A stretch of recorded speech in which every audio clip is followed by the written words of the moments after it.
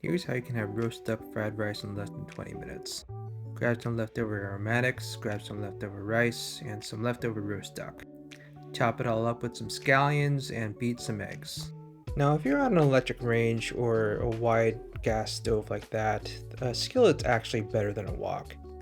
We're rendering the chopped roast duck and pretty much just spreading it around, waiting until the bottom gets crispy, then spreading it around again and repeat.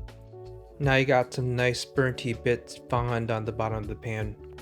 Most people fry their eggs first when making fried rice. That's because that's when it'll look nice and fluffy. I don't really care.